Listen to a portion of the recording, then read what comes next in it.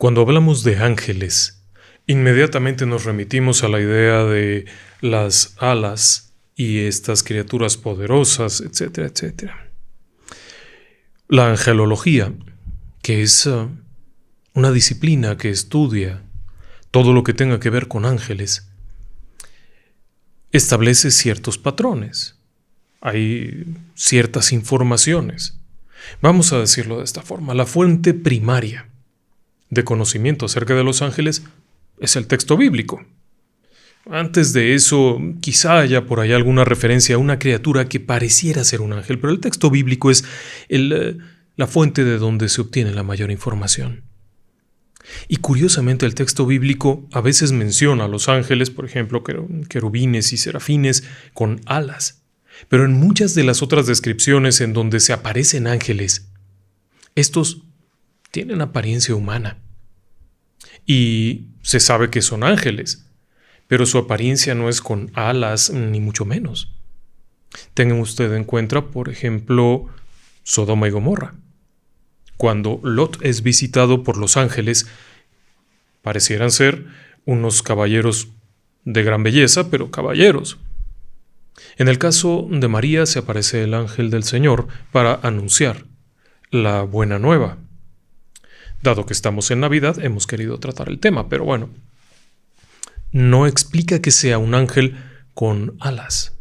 Y así muchos otros textos no mencionan las alas ni la apariencia sobrenatural, sino más bien personas.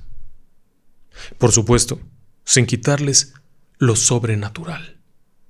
Y quizá por eso, una forma interesante de abordar el tema de los ángeles sin entrar en la angelología es contar historias en donde parece que hubiera intervenido un ángel protector, un ángel guardián.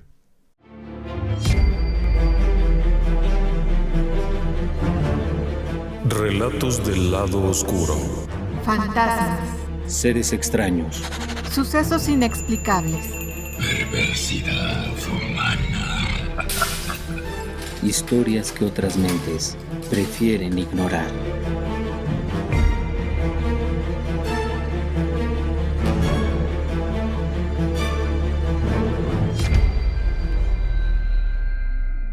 En el libro del Éxodo, en el Antiguo Testamento, en el capítulo 23, versículo 20, se puede leer: He aquí que yo voy a enviar un ángel delante de ti, para que te guarde en el camino y te conduzca al lugar que te tengo preparado. Pórtate bien en su presencia y escucha su voz, no le seas rebelde, que no perdonará tus transgresiones, pues en él está mi nombre. Si escuchas atentamente su voz y haces lo que yo diga, tus enemigos serán mis enemigos y tus adversarios mis adversarios, porque yo soy Jehová, tu Dios. Este versículo es de lo más interesante porque habla del poder, de la protección. Y si usted lee ese versículo donde dice: para que te guarde en el camino y te conduzca al lugar que te tengo preparado, quizá vea por qué nos llamó la atención tanto hablar de estos testimonios, y déjeme que lo lleve allá. Estamos unos 20 años atrás, en el año 2001. Una joven estudiante de medicina ha terminado la carrera, está por ir al internado. Es decir, va a tenerse que trasladar a algún lugar lejano en donde practicará lo que ha aprendido en la escuela. Sus compañeros irán a diferentes sitios, así es que por lo menos durante un buen rato nadie va a ver a nadie. Así que deciden ir a un lugar muy bonito. Estamos en Ecuador y el lugar muy bonito es a una playa. Está a unas 2 horas de la ciudad, así es que habrá que ir en auto, y el auto es de una amiga. Van a ir 5 o 6 compañeros, ya sabe usted, una buena pachanga. Llegan allá. Mucho sol, mucha playa, el agua del mar sabrosa en un día soleado y por supuesto se les antoja una cerveza. Y después otra. Y luego otra más. Y cantan y gritan y corren, se ríen y se toman otra cerveza. En algún momento llega un amigo que no había alcanzado a subirse al auto, pero ha llegado por sus propios medios, se incorpora y la fiesta sigue. El asunto está en que, llegada la tarde, se hace evidente que la propietaria del auto ya tiene algunas copitas de más. Pero es su auto y no quiere dejar que nadie maneje, porque además los otros tampoco están muy en su sano juicio. Como sea, aceptan regresarse con ella. Se montan en el automóvil 5 personas. Pero de pronto, aquel que había llegado después, y no pierda de vista este detalle, viene corriendo, abre la puerta y cuando la chica que está ahí sentada en este momento es Erika, la testigo de los acontecimientos. Erika está sentada en la orilla. Quiere ir en la ventana porque le gusta ir viendo por la ventana, porque no le gusta ir en medio, porque le choca que la aprieten ahí en medio, pero el tipo que acaba de llegar, que se comprende que también trae 2 o 3 alipuses, abre la puerta y sin mediar palabra, ¡pa!, la lanza al centro del coche y ahí se queda atrapada. El tipo se sube, cierra la puerta y arrancan. Grave error. Grave error. 10 minutos después, la conductora, que evidentemente estaba alcoholizada, pierde el control al llegar a una curva. Como dicen en Ecuador, se comió la curva. Y esto significa que el automóvil sale de la carretera. Y si bien no se trata de un barranco impresionante, sino de una especie de cañada de unos 12 o 15 metros, lo que es un hecho es que el coche, apenas llegar allá, da la primera vuelta, después otra, y quienes van en el interior se revuelven dentro del automóvil, no llevan cinturones de seguridad. Uno de los chicos sale del automóvil y es aplastado por el auto, perdiendo la vida en ese mismo momento. Los demás siguen rodando hasta que finalmente se detiene. Esta chica, Erika, la testigo de los acontecimientos, se siente muy rara, muy apretada, siente la cara que le duele, siente un calor raro, producto en parte de su propia sangre. Es estudiante de medicina, sabe a qué huele la sangre y está oliendo sangre, pero además también siente el calor de los líquidos del motor que le están bañando y empieza a sentir mucho miedo. No sabe si se ha desmayado por los golpes, no sabe si está desde hace mucho tiempo en esta posición. Lo que sí siente es que ha perdido el ojo y siente que la cara está muy mal. Algo se mueve y ella finalmente puede salir por una ventana. Las puertas no abren, obviamente. Puede salir por una ventana. Estando afuera, en algún momento alguien llega, se establece contacto con los rescatistas, llegan rescatistas y vámonos al hospital. Del chistecito aquel han muerto 2 personas. 2 compañeros han quedado prensados abajo, muertos. La chica que venía alcoholizada manejando ha terminado con las piernas fracturadas, con fracturas de costillas. Erika tiene un golpe durísimo en la cara, está desfigurada. Prácticamente ha perdido el ojo, ha sangrado muchísimo, llega a terapia intensiva, llega a una intervención inmediata. Pero para su asombro, no hay lesiones internas. A pesar de los durísimos golpes en la cara, el resto del cuerpo no hay lesiones permanentes. Algunas cirugías reconstructivas después ha quedado como nueva. Pero algo que no ha contado mucho, porque lo guarda como algo muy propio, es algo que sucedió en el momento mismo en el que el automóvil sale de la carretera y comienza a girar. En ese instante, cuando ella siente que el automóvil sale de la carretera, de alguna manera tiene esta sensación clara, fuerte y precisa de que unos brazos increíblemente poderosos la han sujetado, la abrazan fuerte, la aseguran al asiento y no la dejan que se mueva, al tiempo que le dicen: tranquila, no te va a pasar nada. Acto seguido todo es confusión, vueltas, golpes. El compañero que iba junto de ella muere, es de los que salen por la ventanilla y muere. No pudo haberla cubierto ni haberla sujetado. El otro sujeto que iba del otro lado también. No pudo haberla sujetado o abrazado porque estaba muerto. ¿Quién fue el varón que dijo aquello? Ella no recuerda la voz como algo lejano, sino como algo muy cercano. Extraño, como si fuera una voz muy conocida, pero al mismo tiempo no. No la puede identificar como la voz de un familiar muerto. No ha tenido ninguna pérdida en ese tiempo, ni alguien que ella haya conocido y que pudiera considerarse una pérdida. Tampoco la reconoce como la voz de alguno de los que estaba ahí. Es una voz cálida, pero al mismo tiempo es una voz fuerte, poderosa. Cuando están terminando los tratamientos, lo primero que le menciona el médico es que no entiende cómo salió únicamente con esta lesión en el rostro, porque los daños que sufrieron los demás eran graves. ¿Cómo es que ella apenas tiene esta lesión en el rostro y no tiene lesiones internas? Pero lo que más les asombra tanto a los rescatistas como a los médicos es que no se movió de su lugar.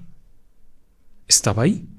En todo aquel movimiento de idas y venidas, lo que la debe de haber golpeado en la cara fue parte del techo que colapsó, pero parecía como si ella estuviera sujeta a su asiento. Sale del hospital, comienza la buena vida.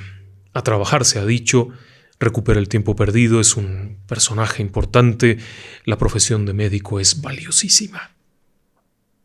Va con la vida, aunque nunca olvida aquella voz fuerte, poderosa, clara, la voz de una tormenta cuando te dice, tranquila que no te va a pasar nada. No lo suele platicar para que no piensen que está loca, pero aquel día que se sienta en la sala de su casa y está viendo el televisor y escucha una noticia y una entrevista, todo cambia. Y es que algún tiempo atrás había ocurrido un accidente aéreo terrible. Lo recuerda usted, el vuelo que transportaba al equipo chapecoense. El vuelo del AMIA número 2933 que se estrelló contra una montaña cerca de Medellín. Fue un accidente muy conocido porque era un equipo de fútbol importante que iba a librar un partido importante y por una negligencia del personal tanto de tierra como del personal de vuelo, acabaron estrellados contra una montaña. Murieron 70 y tantas personas, la gran mayoría de los jugadores, los pilotos, pero hubo 6 sobrevivientes. De esos 6 sobrevivientes, hubo una situación muy extraña con la asistente de vuelo, la aeromoza. El nombre de esta chica es Jimena Suárez Otterburg. Jimena logró sobrevivir en una forma providencial. En medio de un montón de cuerpos en una sección del avión que estaba totalmente destruida, ella estaba viva y con algunas lesiones, sí, pero pronto estaba de nuevo de pie. En aquella entrevista, lo que tanto asombró a Erika cuando escuchó la entrevista es que Jimena Suárez Otterburg, aseguraba que en el momento en el que el avión estaba por chocar, ella sintió esos brazos que la abrazaban fuerte, fuerte, y esta voz diciendo, todo va a estar bien, la voz de una tormenta que te asegura que todo va a estar bien. Siempre ha asegurado, aún hoy en día, que en ese momento había esta presencia fuerte, poderosa, que la protegió.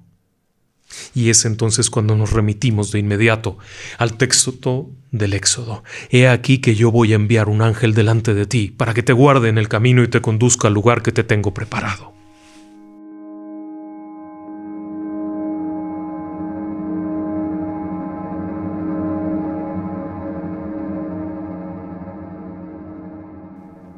¿De qué otra manera lo podría usted explicar? Claro, para el que quiere creer no hacen falta razones. Y para quien no quiere creer, las razones que le dé no le serán válidas. Pero no es la única ocasión. Déjeme que le platique otra historia que nos ha encantado, porque a veces pensamos que los ángeles son seres etéreos únicamente, pero tal parece que en ocasiones este ángel que nos va a mandar el Señor pudiera ser un ángel que estaba aquí, que ocupa un cuerpo que vivió, que se le permite estar un poco más para cumplir una función. Y es que escuche usted, estamos en España, particularmente estamos en La Coruña, en Galicia, España. Hay una chiquitina, su nombre es Tere. Tere tiene unos 3 años, es la única hija de la familia y en un montón de familias es la única niña. Así que ya se imaginará usted. Es una chiquitina un poquito solitaria. Papá trabaja, mamá trabaja, todo el mundo va y viene, ajetreo. Pasa mucho rato sola. Solamente cuando visita la casa de la abuela es cuando hay otros niños que llegan allá, se reúnen. ¡Ah, qué alegría! Pero cuando está en casa y en La Coruña, está sola. Es un edificio lleno de personas mayores.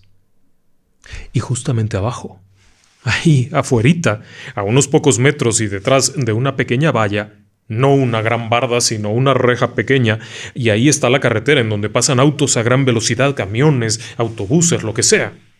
Una niña de 3 años que sale a jugar un ratito en un patiecito que hay ahí para que le dé un poco del sol con una pelotita sería una víctima fácil para un accidente. Pero muy pronto Tere comienza a platicar con una amiga imaginaria. Sí. Como todo buen niño, tiene su amiga imaginaria.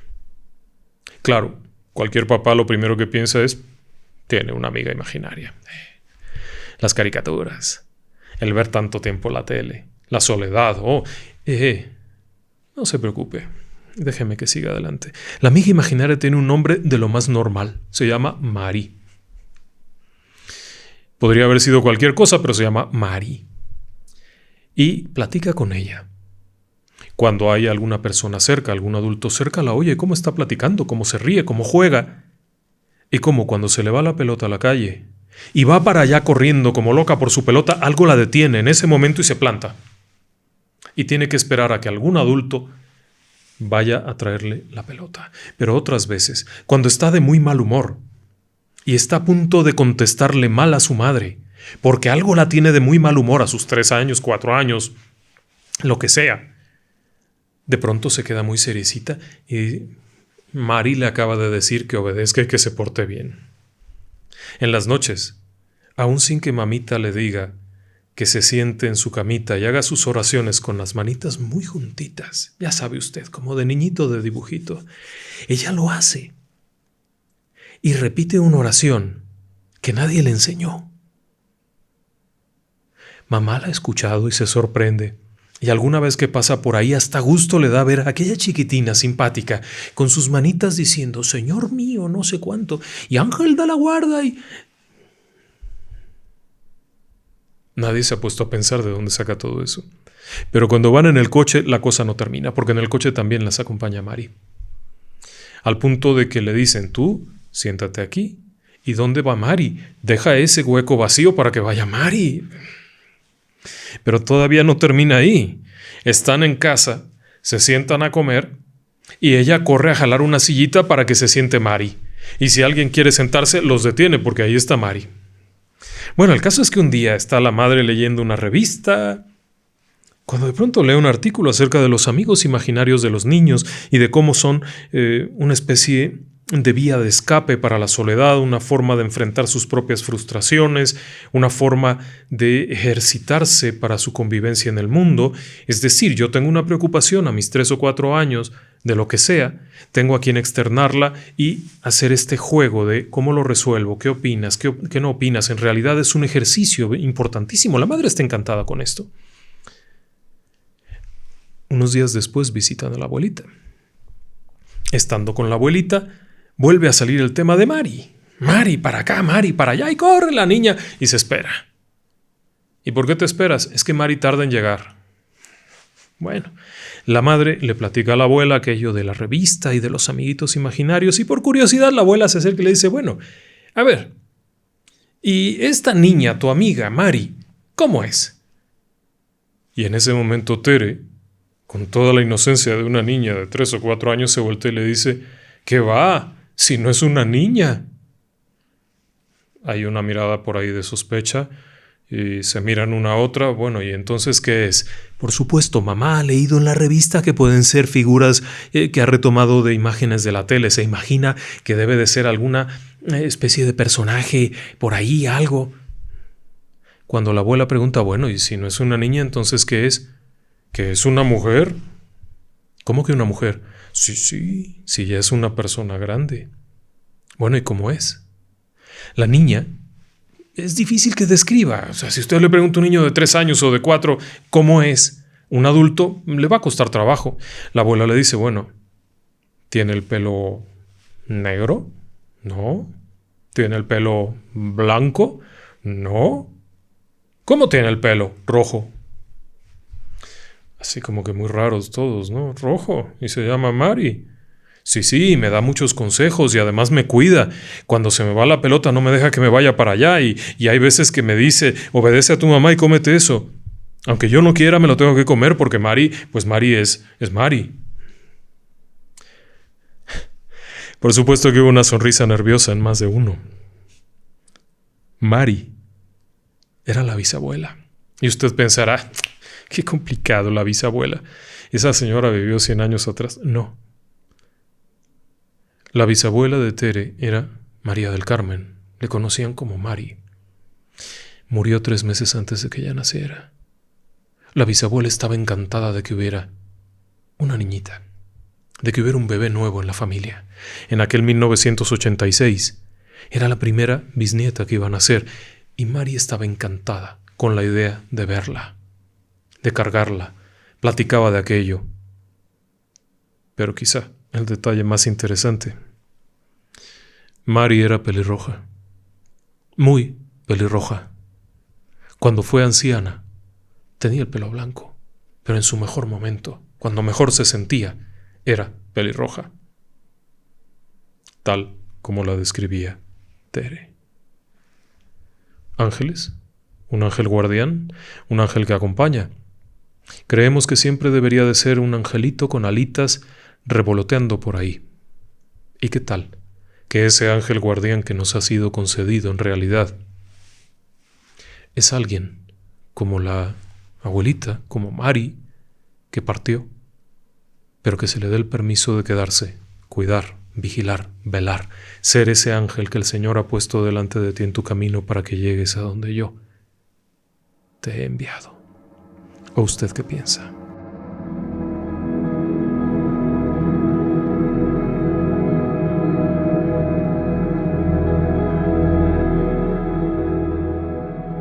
Ahora, ¿quiere que le platique otra?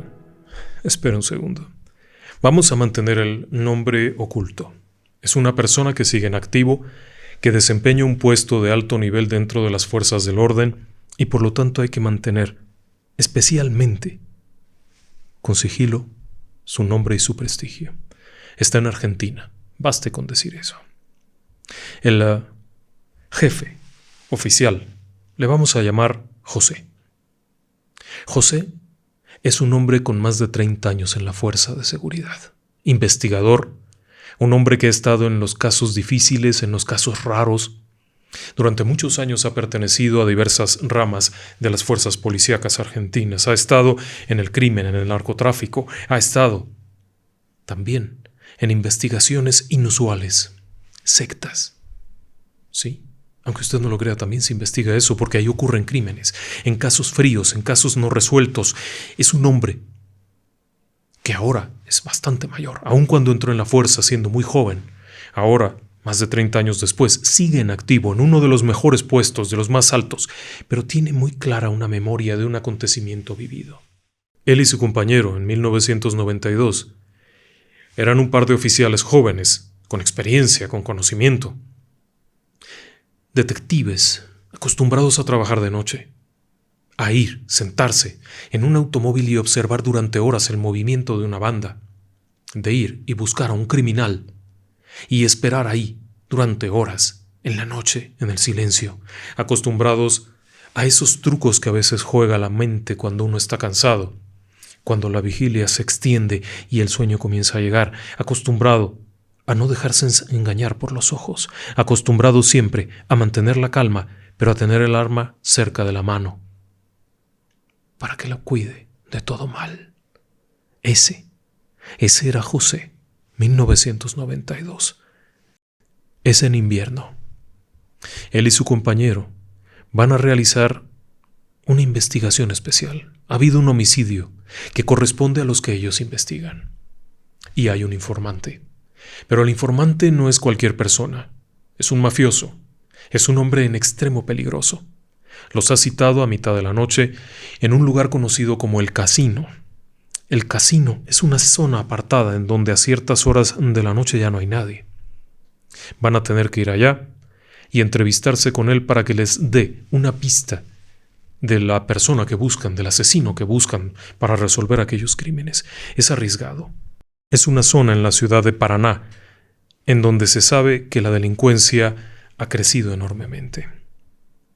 Acuerda con su compañero pasar por él para ir a aquella reunión. Obviamente, cualquier movimiento de un agente del orden a mitad de la noche puede ser peligroso.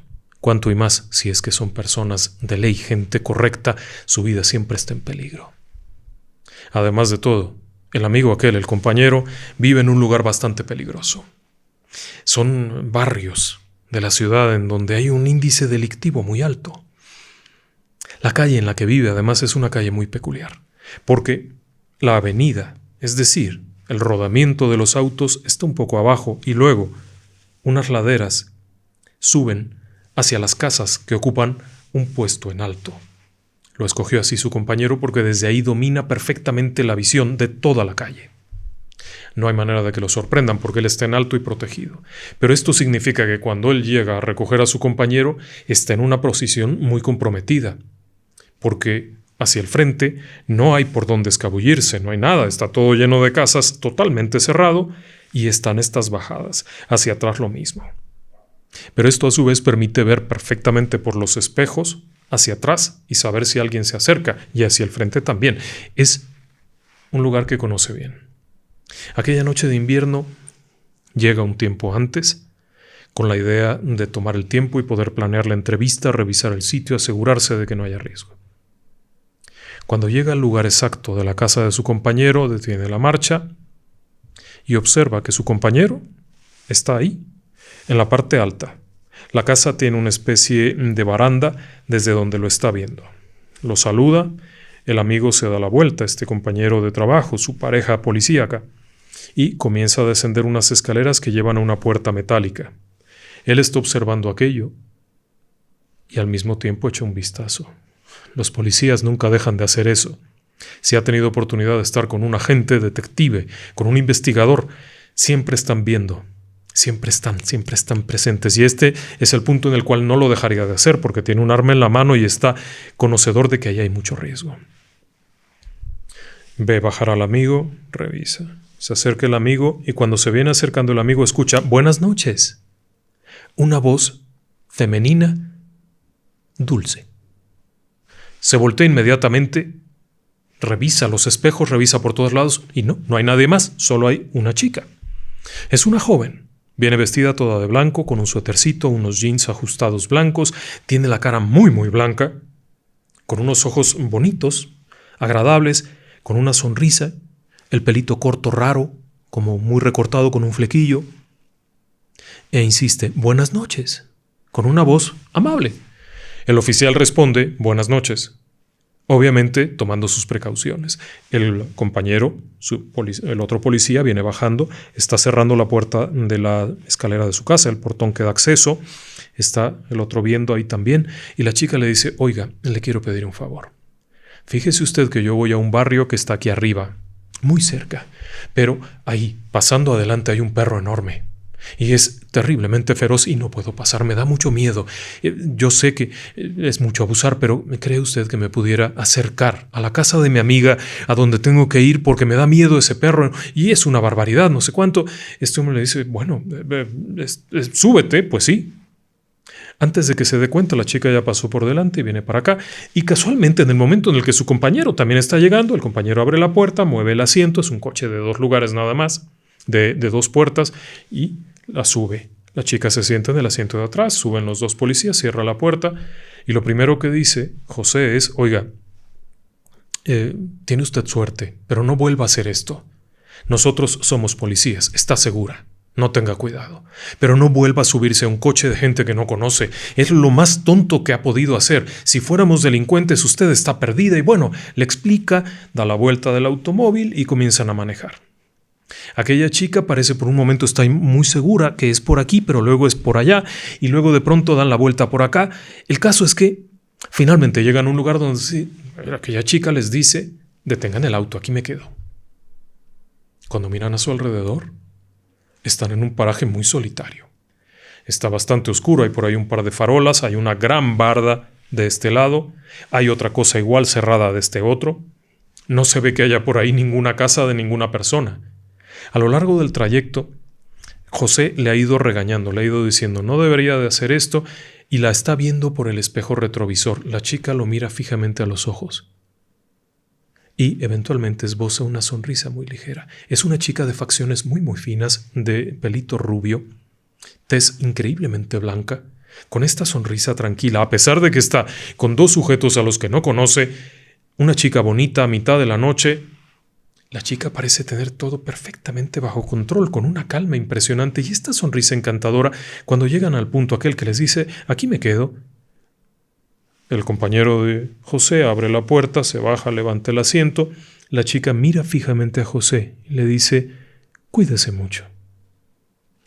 Camina 2 pasos. Y cuando José se incorpora en esta forma para mover la palanca de velocidades, mira para allá y ya no está la chica.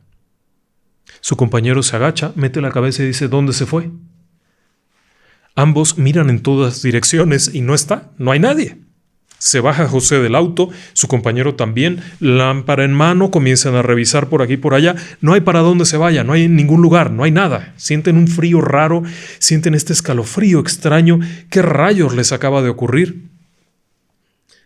Miran nuevamente hasta el punto en el que el compañero dice, ¿sabes qué? Vámonos, esto no es natural, esto no es de aquí, esto que pasó no fue de este mundo, esto es muy raro. Se suben al auto, cierran la puerta, arranca el motor, sigue viendo para todas partes con la idea de que a lo mejor por ahí, pero no había nada. Una calle recta, totalmente franqueada, y la chica desapareció en 2 segundos, en el instante en el que él mete la velocidad. Y mira, la chica ha desaparecido. Él buscaba para ver quién era, para algo. Bueno, siguen adelante y cuando llegan al punto de reunión allá en este supuesto casino, en este lugar, ya no hay nadie. Se han perdido durante muchos minutos. No saben exactamente, la noción del tiempo se ha perdido, pero ha pasado más de 1 hora entre que se perdieron, entre que se bajaron a buscarla, entre que... Cuando llegan ya no hay nadie. Siguen con lo suyo. Un par de días después logran detener al sujeto. Y durante el interrogatorio lo primero que les dice es que corrieron con suerte. La entrevista que iban a tener no era una entrevista, era una emboscada. Los estaban esperando para matarlos. Ese era el objetivo. No iban a revelarles ninguna información. Los iban a emboscar, iban a matarlos. Y por alguna razón, esta chica, de apariencia angelical, de voz dulce pero precisa, apareció en el momento exacto cuando tenía que aparecer. Por supuesto, cuando José le pregunta a su amigo, compañero de trabajo, oye, ¿la habías visto antes? No. ¿De dónde salió? No lo sé. El compañero insistía en que él, desde el punto en el que estaba, recargado en la baranda de su casa viendo, podía haber visto a cualquier persona que se acercara, por lo menos en 300 metros que tenía la calle. Y no la vio acercarse por ningún lado. Y cuando bajó del auto, desapareció. Pero además de esto, en todos los años que este hombre tenía viviendo en ese lugar, nunca había visto a esa chica y conocía todo el barrio. Policía, al fin y al cabo, tenía que conocer a todos. Y a esa chica jamás la había visto. Tus enemigos serán mis enemigos. Y yo te protegeré.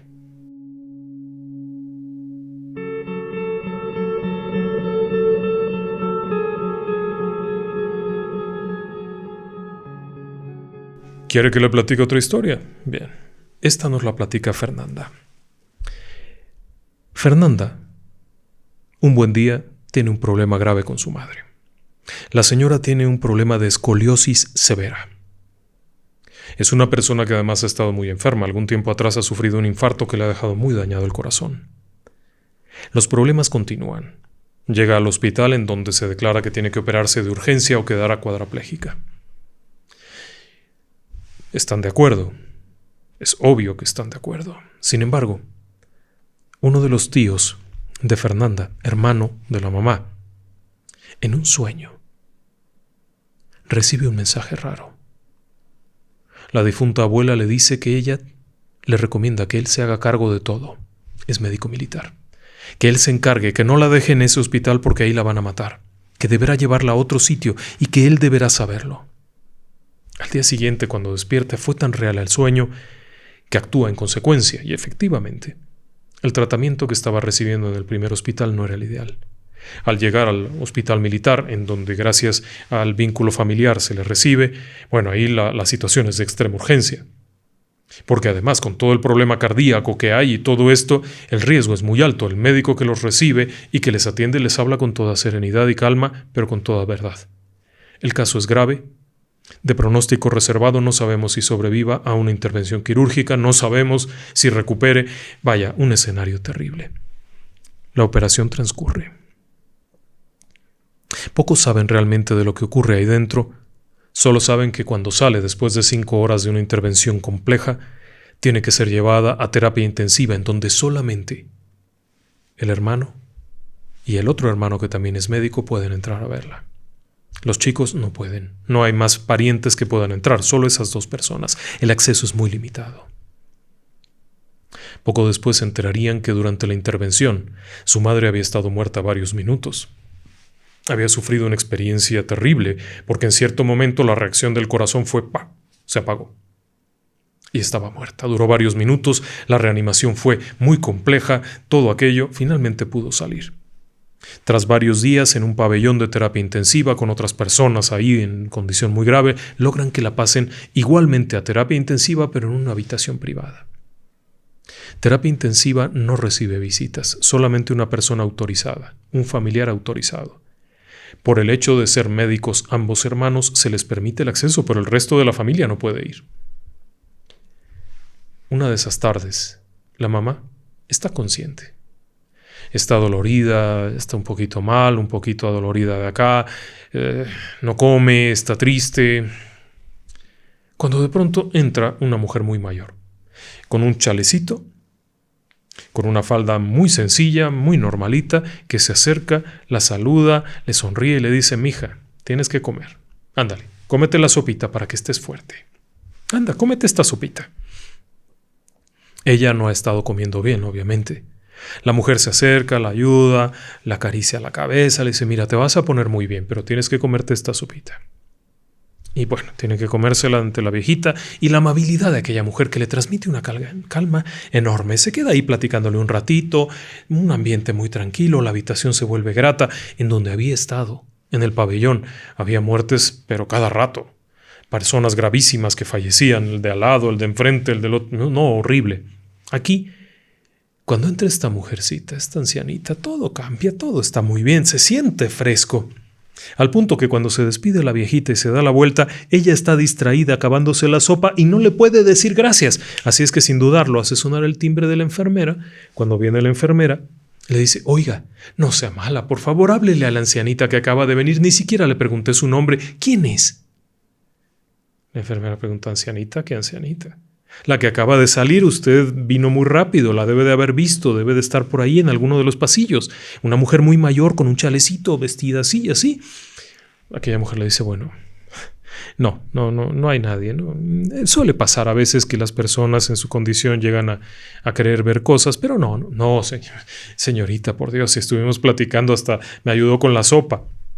Y efectivamente la sopa estaba vacía. Dice: no puede entrar nadie.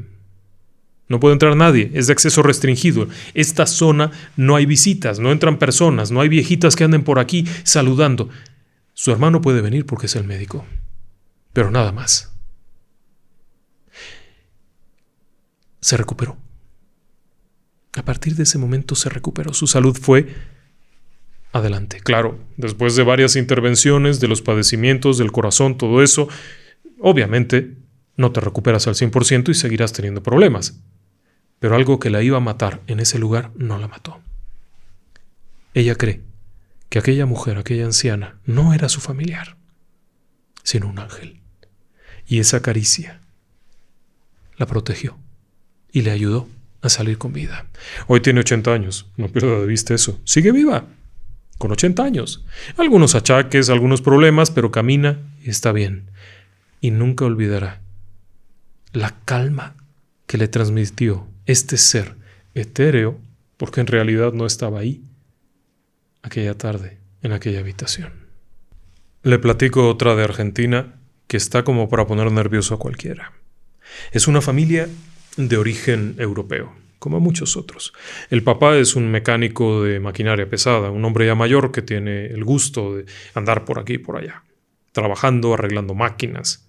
El hecho es que el padre vive en el mismo lugar donde tiene un taller de maquinaria, tiene algunas máquinas aquí, otras allá, principalmente equipos de construcción pesados, topadoras, motoconformadoras, payloaders.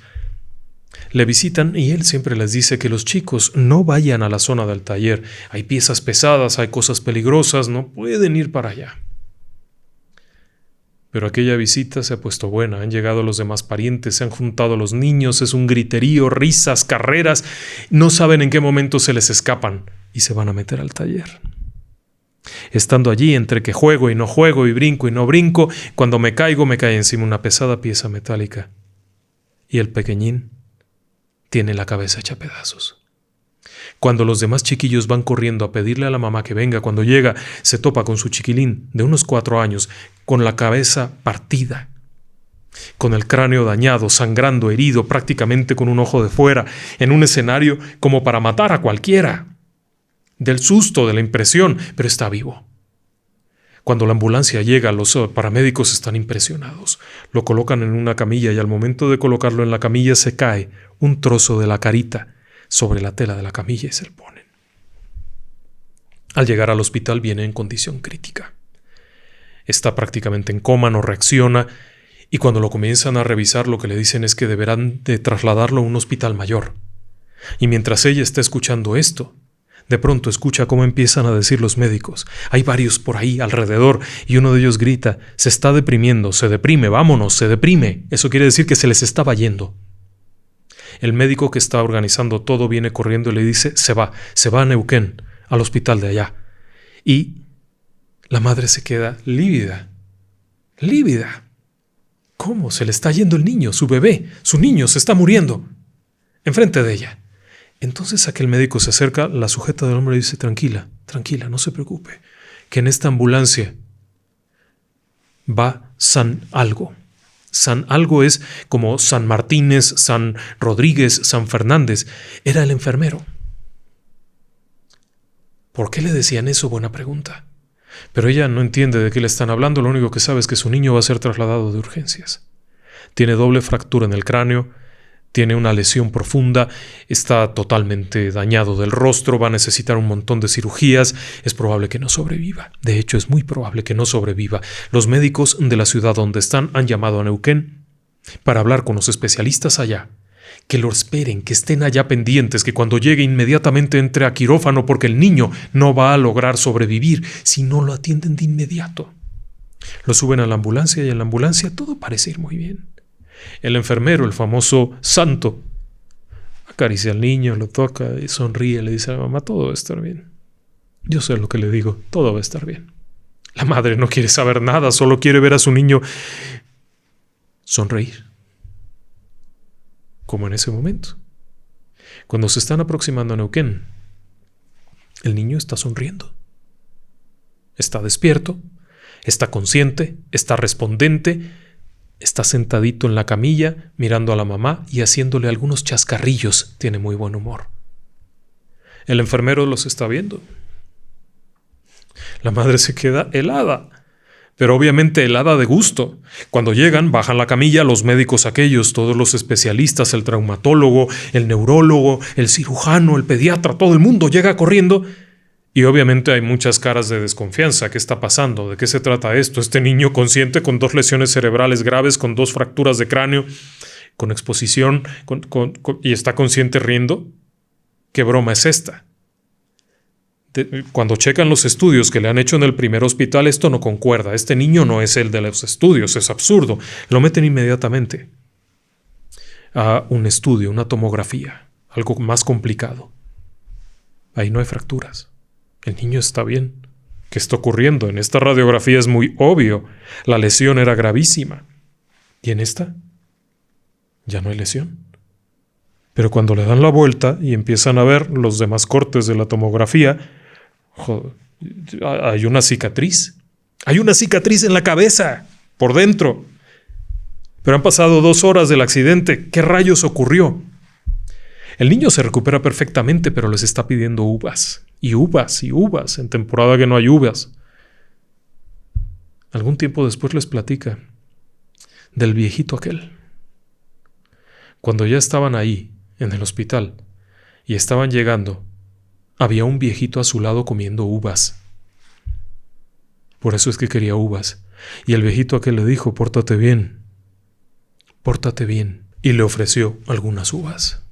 Le sonrió, lo tocó.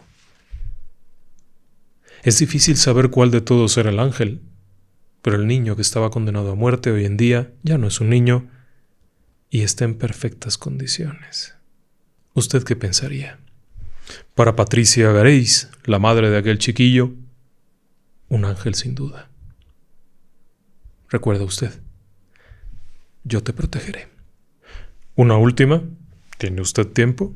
Déjeme que le platique algo más. Rosa es una persona que vive en Estados Unidos. Originalmente vivía en Los Ángeles, California.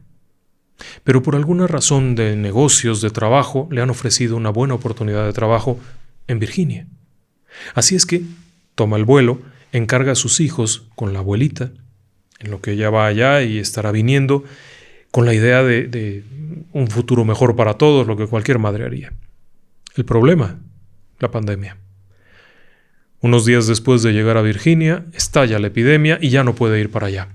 Hay restricciones de paso, restricciones de vuelo, hay mucho miedo porque además esto se está esparciendo como pólvora. El hecho es que aterrada se queda en casa, los chicos están con la abuela y ella se enferma. No sabe en realidad si en algún momento tuvo la enfermedad del COVID. No lo sabe. No lo sabe, pero experimentó unas fiebres altísimas. Altísimas. Además de eso también tenía problemas de respirar. No podía respirar. Se sentía que se estaba muriendo. Por momentos comienza a perder la razón. Se le está yendo. No se puede. El calor de la fiebre, pero al mismo tiempo el frío. El hecho de que no hay nadie que la ayude. Porque no se atreve ni siquiera a marcar al 911. No puede, no sabe qué hacer. Cuando de pronto siente una mano que le toca la cabeza y le dice, tranquila, mija, respire despacio. Cuando voltea, es su abuelo, está junto de ella. Se le ve tan bien al abuelo, grandote, fuerte, como si estuviera vivo, como cuando era ella niña. Está tan bien el abuelo, no como la última vez que lo vio. Y luego allá, de pronto allí está Yanni, el primo que murió muy joven. Emilia, la abuela, la mamá Rosa, abuelita. Por acá estaba Tina, una bisabuela, Mario, el primo, ese primo que había muerto joven. Todos estaban ahí, a su alrededor, tranquilos, pero además se les veía tan bien. La estaban acompañando, que ella cuando se da cuenta de esto, se relaja, se tranquiliza. El abuelo sigue acariciándole. Ella le dice, por favor, no me quiero morir, abuelo, no me quiero morir. Obviamente está pensando en los hijos, en todas partes. El abuelo le dice, tranquila, mija, estamos aquí para cuidarte. Todos. Momento en el cual mira a todos y todos lo miran a él. En una clara alusión a que están en contacto. Las alucinaciones no tienen esa característica. En las alucinaciones todos pueden estar ahí, pero no interactúan. Y aquí están interactuando. Y ella insiste, no me quiero morir. No te preocupes, todo va a estar bien. Y todo estuvo bien. Se recuperó. Y hoy en día nos cuenta esta historia. ¿Usted qué pensaría? Retomando el texto bíblico. He aquí que yo voy a enviar un ángel delante de ti para que te guarde en el camino y te conduzca al lugar que te tengo preparado. Si escuchas atentamente su voz y haces todo lo que yo te diga, tus enemigos serán mis enemigos y tus adversarios mis adversarios, porque yo soy Jehová, tu Dios. Quizá, a veces pensamos que los ángeles tienen alitas y es probable que algunos las tengan. Pero hoy hemos hablado de estos casos en los que se cumple esa promesa de que yo te protegeré. ¿Qué le parece? Y ahora, unos saludos. Angie Mafla felicita a Michelle Reina Osorio, que está en Medellín porque cumplió 15 años. Bueno, de hecho, debe de estarlos cumpliendo mañana. Por eso la vamos a felicitar desde aquí y desde ahora. Felices 15 años. Feliz vida. Es un buen momento para replantearte lo que vas a hacer de ella, para escoger un camino, para escoger un destino, para hacer que las cosas sucedan, para cambiar con tu cambio al mundo. 15 años, buen momento. No lo dejes pasar. Es buen momento para que pienses y lo hagas. Feliz cumpleaños, felices 15 años. Y claro, también para Gabriela Pérez Martínez. Ella cumple el día 21 de diciembre y siempre nos escucha con su esposo. Así es que aprovechamos para mandarle un abrazo a ambos y desearle un feliz cumpleaños y un largo año de felicidad. Y José Javier Heredia Corona. Él está en Chicago y, bueno, su esposa suele no oírnos porque le da un poquito de miedo. No tenga miedo.